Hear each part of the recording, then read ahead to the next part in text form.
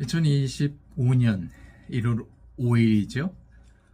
12.3 그 내란 사태가 일어난 후에 아직도 윤석열에 대한 체포는 이루어지지 않고 있는데요. 어쨌든 이런 시기에 제가 읽은 책 중에서 국가의 품격은 어떻게 만들어지는가, 저 보충 이런 책을 한번 검토해 보려고 합니다.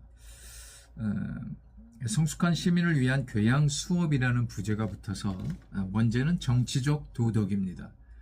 2014년 원작이고 2017년 7월에 한글판으로 나온 걸 제가 읽었습니다. 자유주의 관점에서, 더 자세히는 자유주의 좌파 관점에서 존 롤스의 정의론에 큰 영향을 받아 쓴 글이죠. 정치 철학자인 동시에 중국의 깨어있는 지성이라 불리며 홍콩 민주화 시위 우산혁명을 주도한 홍콩 중문대학 정치행정학과 교수인 저자가 자유주의 절대적 이념인 자유와 평등을 논리적으로 분석하며 인간과 국가는 각각 어떤 존재이며 어떻게 그 역할을 감당해야 하는지 설명합니다. 정치가 추구해야 하는 도덕의 실질적 내용은 무엇인지 밝히는 것이 이 책의 주제입니다.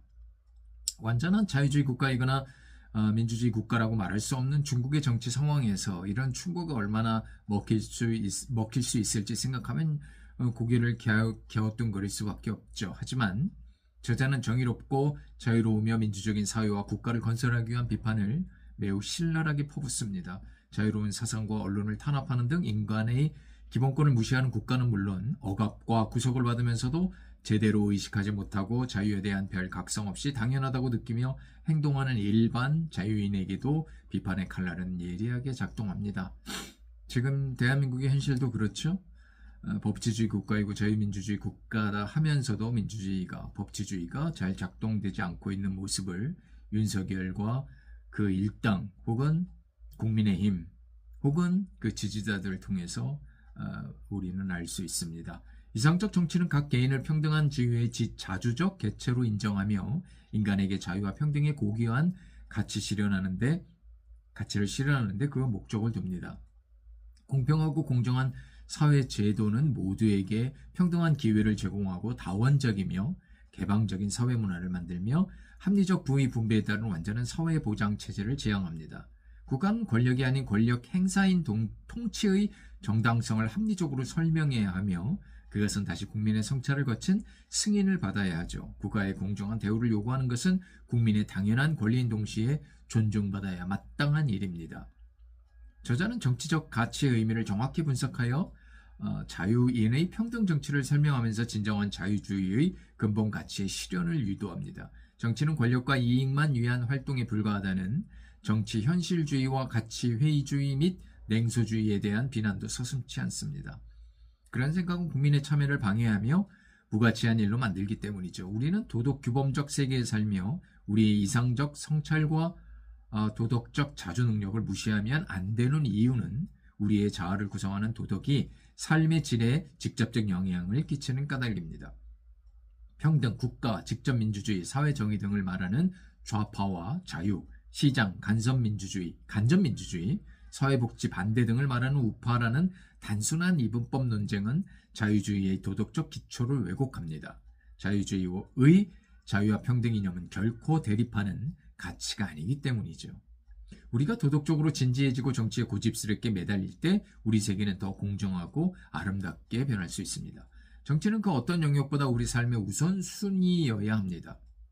자유주의는 정치와 도덕을 따로 떼어놓지 않으며 개인의 기본 권리를 보장하여 개인을 최고 위치에 둡니다. 자유주의에서 정의는 가장 중요한 덕목이죠. 구성원의 이성 능력을 존중하며 다원적 문화를 포용합니다.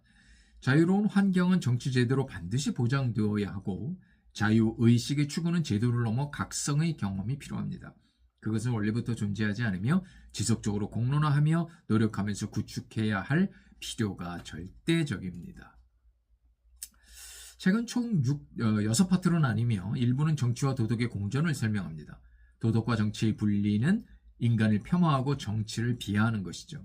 정치란 제도를 통해 질서를 세우고 폭력의 분쟁 해결을 막는다. 이기적인 면도 있지만 인간은 도덕적이기 때문에 도덕성 있는 정치가 모두에게 이로우며 공정한 사회를 가능하게 합니다. 2부에서는 행복을 위한 자유주의에 대한 내용입니다.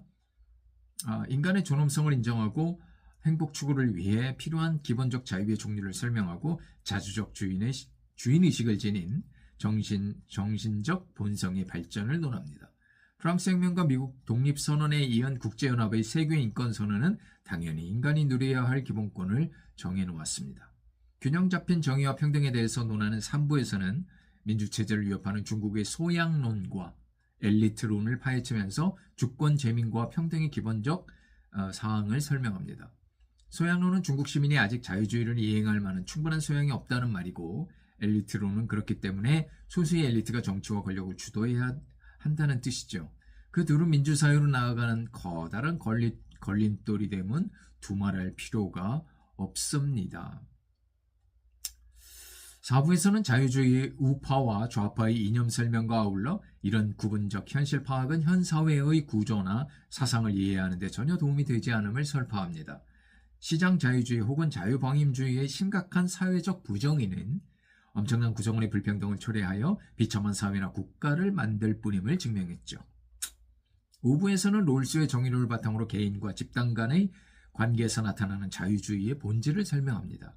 자아의식, 공적 정당화, 대안적인 정치적 상상을 제시하는 정치 철학의 필요성은 정당한 정치 질서를 위한 것입니다. 중국판 트위터인, 지금은 X로 바뀌었죠? 웨이브를 통한 자유의 가치라는 주제로 6시간 동안 이루어진 자유토론 내용은 6부에서 나오는데 올바른 시민의 자격에 대한 설명입니다.